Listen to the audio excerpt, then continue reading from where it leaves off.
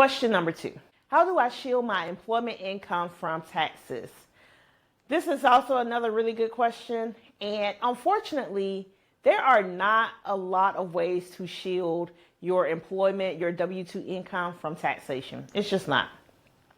The tax code is over 7,000 pages. I lose count at this point.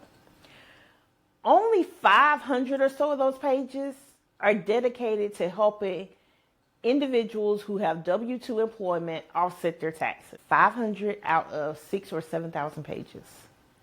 The remaining pages are dedicated to professional investors, individuals that the IRS wants to create incentives for to help them reduce their taxes. Why? The IRS does not like being in the business of creating housing. They don't like being in the business of creating jobs. They don't like being the producer. So they want to incentivize the producer to do these things. And the remaining pages of that tax code is just for them to incentivize producers to produce more. So if you're in the consumer seat, meaning your only source of income is W-2 employment, or your most major source of income is W-2 employment, you have very limited opportunities to offset the taxation of that income. There are a few exceptions. Exception number 1 could be maybe you're married and your spouse is a real estate professional in the eyes of the IRS. That could potentially be a way to offset that income.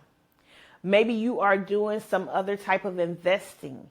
You're investing in some deals that produces active losses. Again, your employment income, that's active income. Maybe you're investing into some investments that's producing active losses. And those two things can offset each other. That's another way.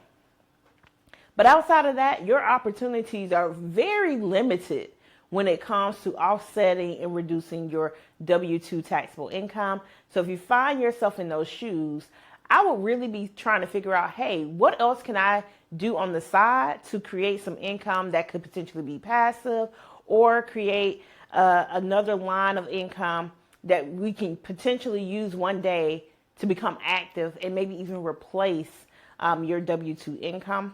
Otherwise, you're just going to have, to deal with those taxes. And it's not a bad thing, but it is just a reality that you're going to pay taxes when you have W-2 income.